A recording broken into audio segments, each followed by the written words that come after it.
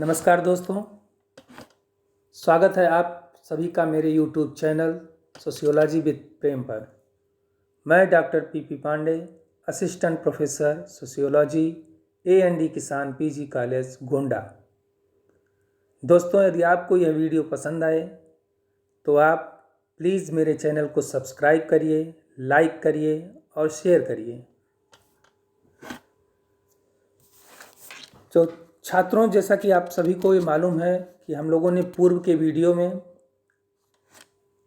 उत्तर प्रदेश लोक सेवा आयोग द्वारा जो प्रवक्ता भर्ती परीक्षा है उसके जीके के सिलेबस और समाजशास्त्र विषय के सिलेबस की चर्चा की थी और उस पर डिस्कशन किया था कि कौन कौन से टॉपिक्स आपसे इस परीक्षा के बारे में पूछे जाएंगे। तो अब हम लोग जो उसके पहले टॉपिक समाजशास्त्र का अर्थ, प्रकृति एवं क्षेत्र है, उसको शुरू करने के पहले हम लोग पहले दो वीडियो में मैंने जो टॉपिक का नाम रखा है समाजशास्त्र का उद्भव एवं विकास, इसको हम लोग दो पार्ट में डिस्कस करेंगे, पार्ट 1 और पार्ट 2। ऐसा इसलिए छात्रों क्योंकि हमें समाजशास्त्र का अर्थ और विषय के प्रति समझ बनाने से पहले, उसको पढ़ने के पहले हमें सबसे पहले यह देखना होगा कि समाजशास्त्र विषय की उत्पत्ति कैसे हुई, उसका उद्भव कैसे हुआ और उसका विकास कैसे हुआ। ये हम अपने दो वीडियो में इसको समझने का प्रयास करेंगे। उसके बाद हम लोग जो सिलेबस निर्धारित किया गया है उसमें खंड वाइज, टॉपिक वाइज आगे अन्य वीडियो में चर्चा करेंगे।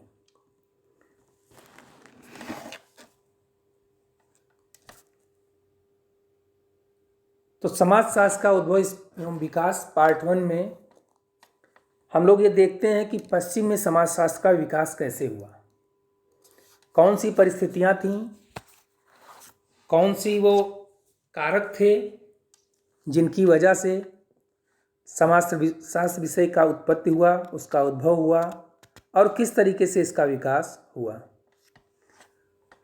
तो पश्चिम में समाजशास्त्र के उदय एवं विकास को समझने के लिए हमें यूरोप में जाना होगा और वहाँ के जो समाज और विचारों का संबंध था उसको समझना होगा। जैसा कि छात्रों हम लोगों को मालूम है कि किसी युग की सामाजिक परिस्थितियाँ और तात्कालिक विचारों के बीच एक संबंध होता है। जिन विचारों की प्रधानता समाज में होती है वैसा ही सामाजिक परिवेश बन जाता है। तो यूरोप में जो प्रारंभिक समाजशास्त्री थे उनके द्वारा जो विचार प्रतिपादित किए गए उनकी भी पृष्ठभूमि उस यूरोपीय समाज की परिस्थिति पर, उस परिवेश पर निर्भर करती है। एक वैज्ञानिक विषय के रूप में समाजशास्त्र के जो प्रारंभिक चिन्ह है, जो उसके उदय के लिए जो पृष्ठभूमि थी, वो यूरोपीय इतिहास में ही हम लोगों को मिलती है। यूरोपीय इतिहास में जो फ्रांसीसी क्रांति और औद्योगिक क्रांति हुई और उन क्रांतियों के फलस्वरूप जो यूरोपीय समाज में एक सामाजिक, राजनीतिक और आर्थिक परिवर्तन आया, वह परिवर्तन का युग ही समाजशास्त्र विषय की उत्पत्ति का एक महत्वपूर्ण कारक बन के सामने आया।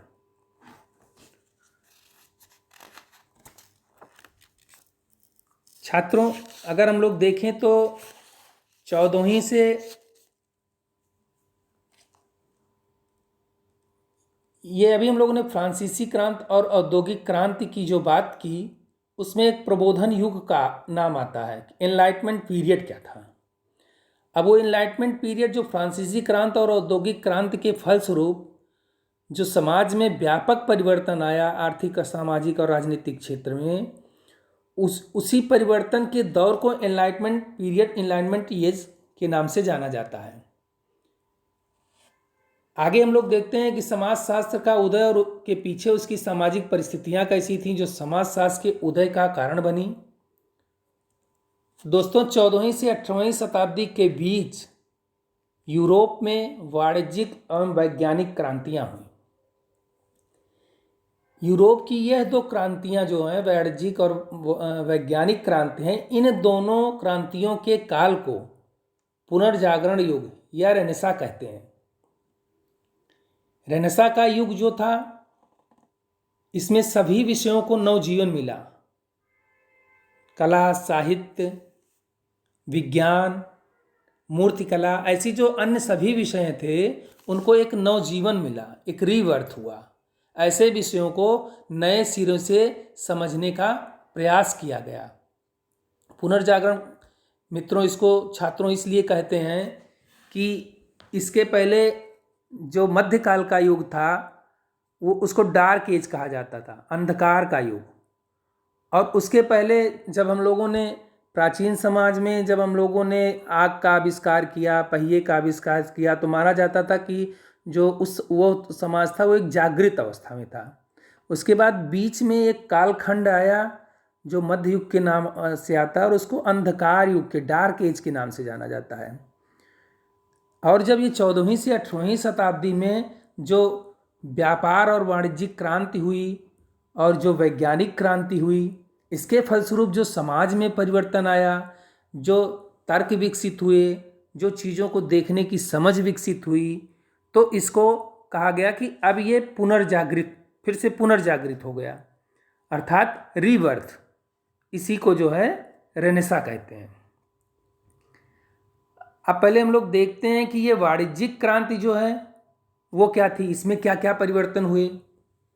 तो सन 1450 से 1850 के बीच जो घटनाक्रम घटित हुए उन सभी का संबंध इस वाणिज्यिक क्रांति से है। वाणिज्यिक क्रांति में इतना व्यापार और वाणिज्य का विस्तार हुआ और वो इतना व्यापक और सुव्यवस्थित था कि इसे क्रांति का नाम दिया गया। ये जो वाणिज्यिक क्रांति थी, ये कुछ यूरोपीय देशों द्वारा अपनी सत्ता को बढ़ाने और उसको सुदृढ़ करने के उद्देश्य से जो कार्य किया गया वो वाणिज्यिक क्रांति के रूप में सामने आया। क्योंकि जब उन्होंने दूसरे राज्यों की खोज, उस पर विजय प्राप्त की, उसकी खोज की और उस पर अपना अधिकार जमाया, तो इसकी वजह से क्या हुआ कि व्यापार और वाणिज्य के क्षेत्र में बहुत व्यापक विस्तार हो गया। अब वो यूरोपीय देश कौन से थे? जैसे पुर्तगाल, स्पेन, हॉलैंड, इंग्लैंड, ये यूरोपियन जो देश थे, ये उस समय बहुत इनमें एक व्यापक होड़ रहती थी और ये नए नए देशों पर कब्जा करने की नीयत से, अपना व्यापार बढ़ाने की वजह से ये लोग आपस में इनमें जो है टसल भी होता रहता था और ये अपनी सत्ता को बढ़ाने और आर्थिक स्थिति को मजबूत करने की दिशा में बराबर काम किया करते थे। देखा जाए तो इस वाणिज्यिक क्रांति के जो महत्वपूर्ण पहलू थे, तो पहले में नए देशों की खोज तथा उन पर विजय। तो नए देशों की खोज और उन पर विजय, अब अगर उस पर हम लोग चर्चा करें तो तत्कालीन यूरोप जो था उसमें व्यापार पर इटली का एकाधिकार था और जो पूर्वी देशों से आयातित माल थे, इटली का उस पर एकाधिकार होने के कारण वो सामानों की कीमत बहुत ऊंची रखते थे।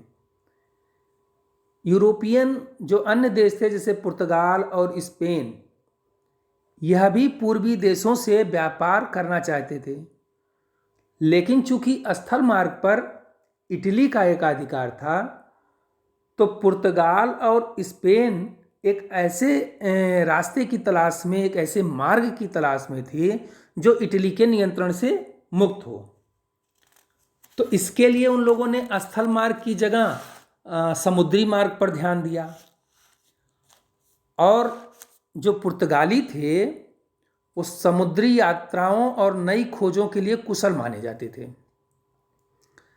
1492 में जब क्रिस्टोफर कोलंबस भारत की खोज करने निकला, लेकिन वो भारत पहुंचने से पहले वो पहुंच गया अमेरिका, तो इस तरीके से 1492 में अमेरिका की खोज हो गई। इसी तरीके से जो 1498 में वास्को डी गामा भारत आया और भारत की खोज हुई, तो अमेरिका की खोज और भारत की खोज से विश्व में बहुत लाभ पहुंचा। और देखा जाए तो जो स्पेन के राजा थे उन्होंने कोलंबस को संरक्षण दिया था। कोलंबस तो थे पुर्तगाली, लेकिन स्पेन के राजा का चूंकि उनको संरक्षण प्राप्त था, इसलिए जब उन्होंने अमेरिका की खोज की तो स्पेन का अमेरिका पर अधिकार हो गया, और जिसकी वजह से स्पेन को बहुत फायदा हुआ।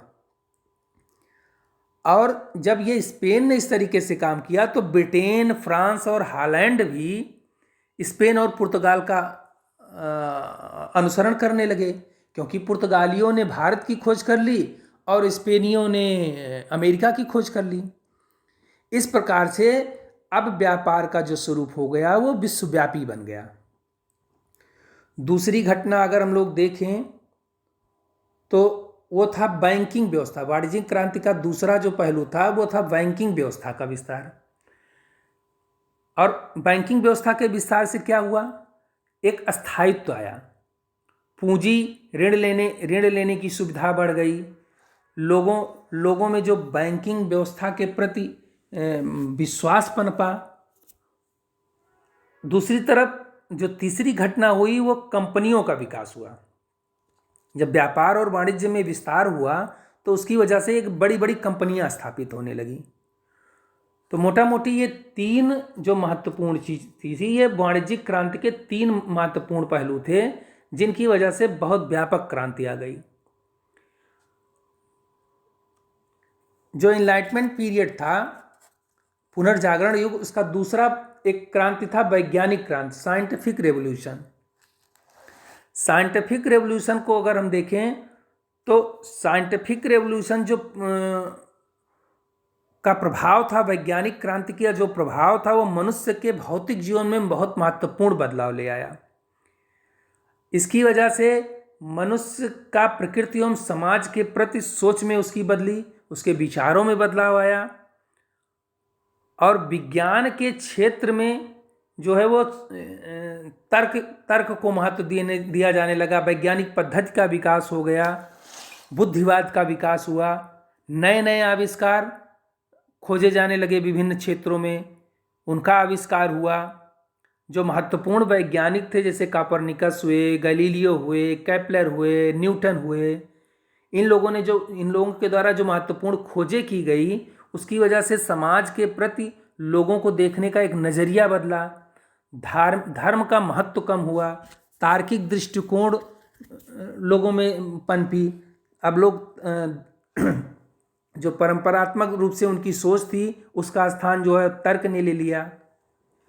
तो इस तरीके से जो वैज्ञानिक क्रांति आई उसकी वजह से बहुत सारे विचार हुए। जैसे विलियम हार्वे ने रक्त संचरण की खोज की, चार्ल्स डार्विन की वजह से जो उद्विकासीय सिद्धांत आया सामने, उसकी वजह से भी लोगों की सोच में बदलाव आया कि किस तरीके से जीवों की उत्पत्ति हुई।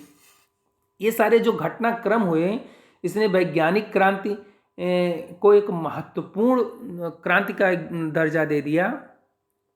पुराने विचारों को चुनौती मिलने लगी और लोगों में तार्किक दृष्टिकोण का विकास हो गया। अब वो उनके सोचने का नज़रिया क्या था कि जो पहले वो लोग सोचते थे कि भाई ये जो है बिजली क्यों कड़कती है, पानी क्यों बरसता है, अब उन सब पे तर्क चिंतन मनन करने लगे। तो ये जो दो मुख्य घटनाएं थी, इसने जो है वो पुनर्जागरण काल की, ये जो वाणिज्यिक क्रांति और वैज्ञानिक क्रांति, तो पुनर्जागरण की ये दो मुख्य घटनाएं थीं। अब अगर समाजशास्त्र विषय के उदय के पीछे, उत्पत्ति के पीछे जो अन्य महत्वपूर्ण थी वो थी फ्रांसीसी क्रांति। सन 1789 में फ्रांसीसी क्रांति हुई। फ्रांसीसी क्रांति के मूल में स्वतंत्रता, समानता और बंधुत्व की अवधारणा थी। फ्रीडम, इक्वालिटी एंड फ्रेटर्निटी जैसे विचारों की वजह से फ्रांसीसी क्रांति ने एक समाज में एक बहुत व्यापक परिवर्तन लेके आया। इसने जो पूरा मानव इतिहास था उसको एक बदल के रख दिया। फ्रांसीसी क्रांति की वजह से सामंतवाद के स्थान पर एक नई व्यवस्था का सूत्रपात हुआ। इस क्रांति का प्रभाव पूरे विश्व पर पड़ा। ये ऐसा नहीं कि फ्रांसीसी क्रांति का प्रभाव केवल यूरोप में या फ्रांस में ही पड़ा हो। इसकी वजह से पूरे विश्व में, पूरे समाज में एक बहुत व्यापक परिवर्तन आया। देखा जाए तो ये जो फ्रांसीसी समाज था ये सामंतवादी संपत्ति समूहों में बटा हुआ था। ये जो सामंतवादी समूह हैं,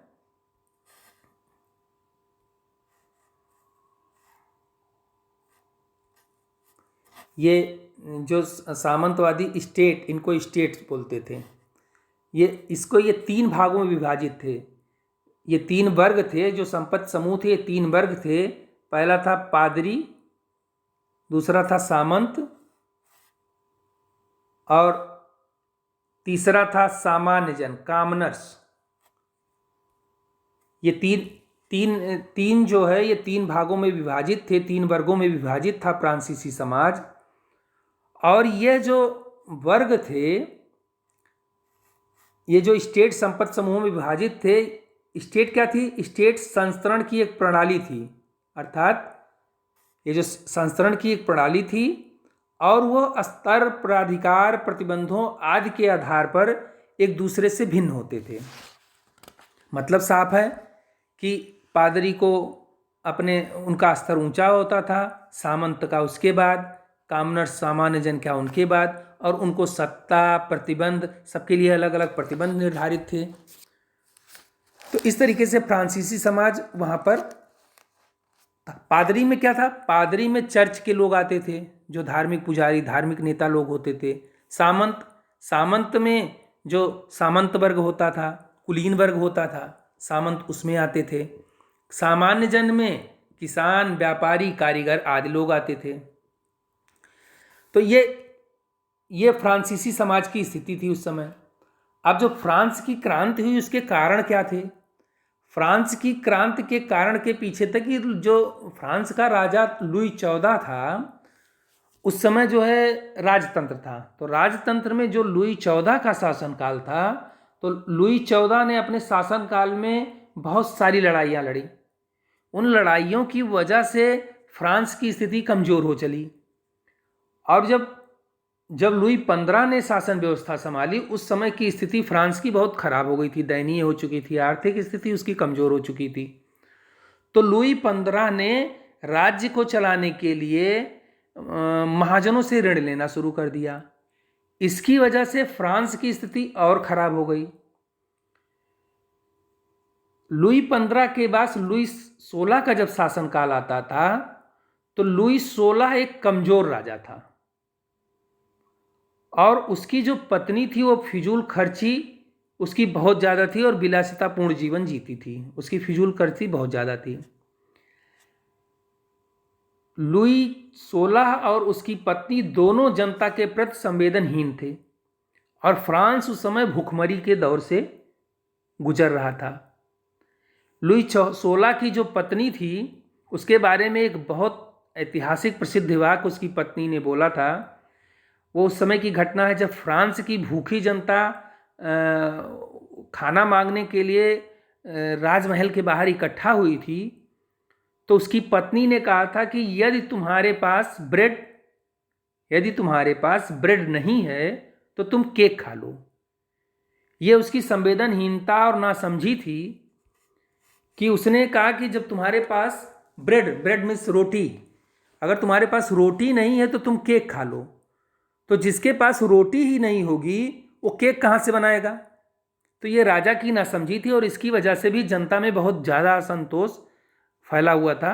ये सारी परिस्थितियाँ थी जो उसने फ्रांसीसी क्रांति को फैलाने में, फ्रांसीसी क्रांति की उत्पत्ति में एक महत्वपूर्ण भूमिका अदा की थी। हम लोग देखते हैं कि फ्रांस में जो बौद्धिक विकास हुआ वो किस तरीके से हुआ। तो फ्रांस में जो 18वीं शताब्दी थी उसमें अन्य यूरोपीय देशों की भांति फ्रांस में भी तर्क और बुद्धिवाद का युग आया, मानवतावाद का युग आया। उस समय के जो प्रमुख तर्कवादी दार्शनिक थे, मॉन्टेस्क्यू, लॉक, वॉल्टेयर और रूसो, इन लोगों के विचारों का फ्रांसीसी लोगों पर बहुत प्रभाव पड़ा। मॉन्टेस्क्यू जो थे वो अधिकारों के पृथकीकरण के सिद्धांत और व्यक्तिगत स्वतंत्रता के पक्षधर थे। उनकी पुस्तक थी the spirit of the law. अपनी इस पुस्तक में उन्होंने कहा कि प्रशासनिक, विधायी और न्यायिक सत्ता का एक स्थान पर केंद्रीकरण नहीं होना चाहिए, अर्थात वो सत्ता के विकेंद्रीकरण के पक्षधर थे। और उनका कहना था कि कानून बनाने वाला, कानून का पालन करने वाला और कानून की रक्षा करने वाला, ये तीनों अलग अलग होने चाहिए। ये सब एक सत्ता में निहित नहीं होनी चाहिए।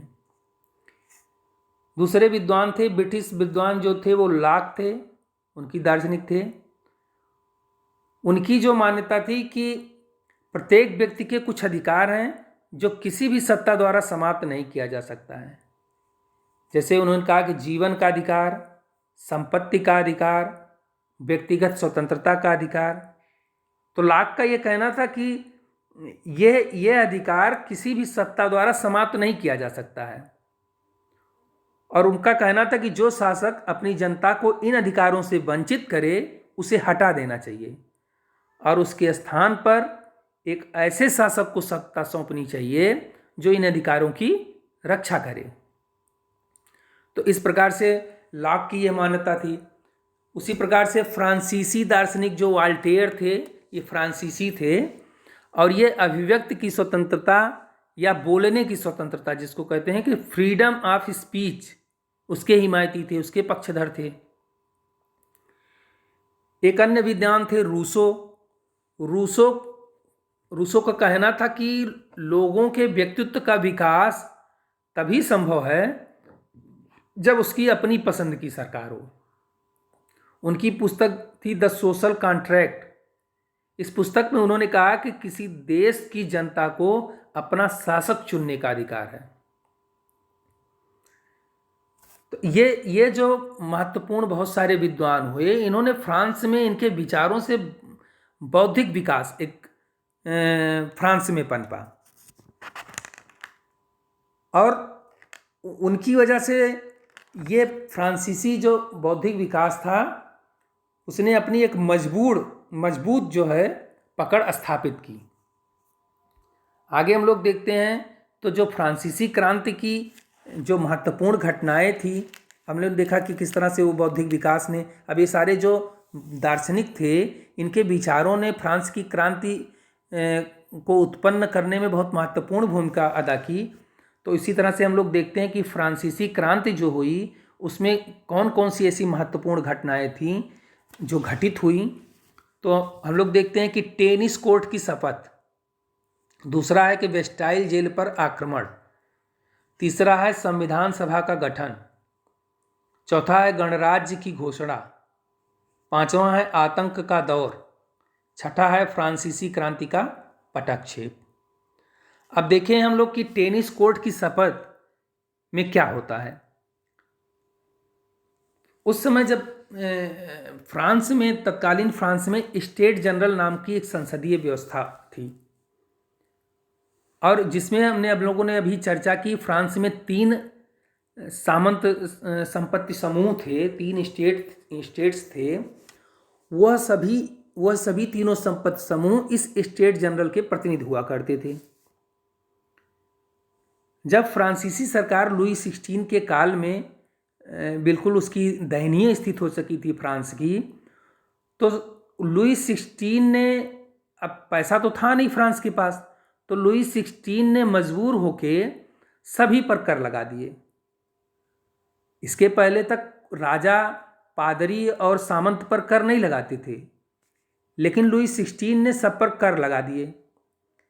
अब जब धनी लोगों पर भी कर लगाए गए और पादरियों पर भी कर लगाया गया, तो उन लोगों ने स्टेट जनरल के बैठक की मांग की और कहा कि कर लगाने का अधिकार राजा को नहीं है, कर लगाने का अधिकार स्टेट जनरल को है।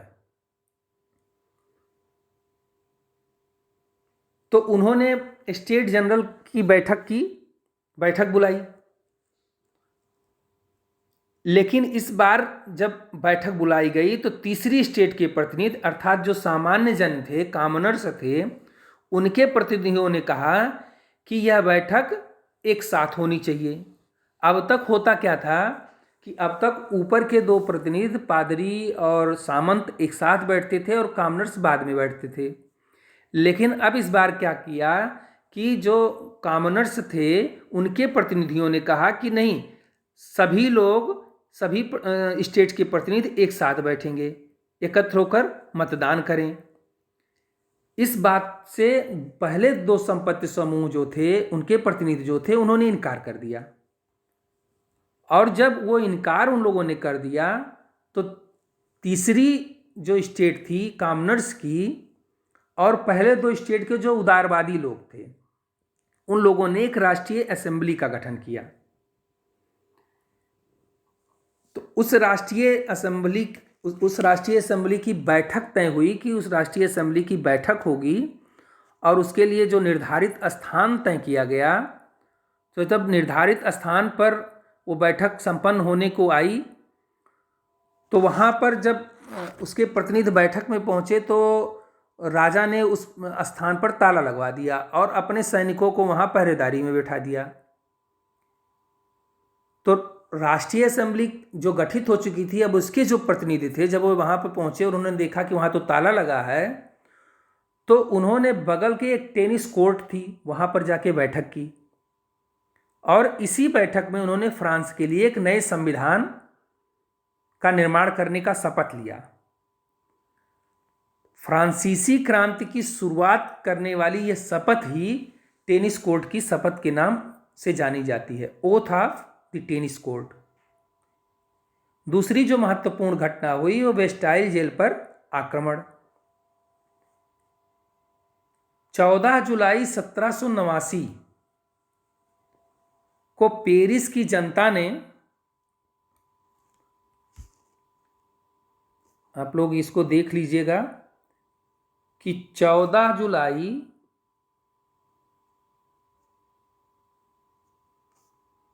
1789 यह वो तारीख थी जब राजा के खिलाफ पेरिस की जनता ने बगावत कर दिया, और एक पुरानी शाही जेल थी जिसका नाम वेस्टाइल था, उस पर धावा बोल दिया और वहाँ जो कैदी बंद थे उनको रिहा कर दिया गया। यह जो घटना हुई इसके पीछे के दो कारण थे। एक था कि तत्कालीन फ्रांस में भुखमरी, और दूसरा था कि एक मंत्री थे जो जनता के बीच में बहुत लोकप्रिय थे, नेकर, उनको राजा ने बर्खास्त कर दिया था। उनका नाम था नेकर, उनको राजा ने बर्खास्त कर दिया था।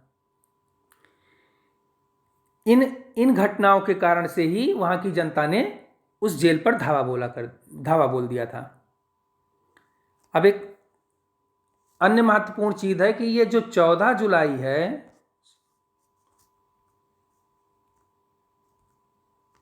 14 जुलाई जो है, मैं फिर से लिख देता हूँ, 14 जुलाई 1789 ये फ्रांस में स्वतंत्रता दिवस के नाम से मनाया जाता है।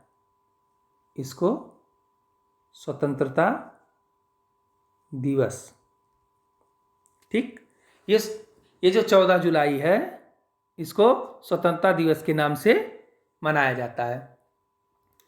अब जो तीसरी घटना थी वो थी, ये दोनों घटनाएं हो गई, संविधान सभा, टेनिस कोर्ट की शपथ हो गई, वेस्टाइल जेल पर आक्रमण हो गया। अब संविधान सभा का गठन कैसे हुआ? तो 1789 से 1751 के बीच में संविधान सभा का निर्माण किया गया, और इसमें जैसा कि पहले अभी हम लोगों चर्चा किए थे कि इसमें तीसरी स्टेट के प्रतिनिधि और पहली दो स्टेट के उदारवादी सदस्य थे। अब इसमें जो है, जो संविधान सभा का निर्माण हुआ, इसमें अभिव्यक्ति की स्वतंत्रता, धर्म की स्वतंत्रता, इस तरीके के चीज़ों का प्रावधान किया गया। और इसमें जो है वो जो सामंत थे, पादरी थे, उनके जो विशेष अधिकार थे उनको समाप्त कर दिया गया। एक चीज कि राजा जो उस समय होते थे, उन राजा को क्या था, राजा ईश्वर का प्रतिनिधि, ये मान्यता थी कि राजा ईश्वर का प्रतिनिधि होता है। इसकी मान्यता अब समाप्त हो गई संविधान सभा के निर्माण से, और लोगों में तार्किक भावना और राजा के प्रति विद्रोह के बाद ये चीज समाप्त हो गई।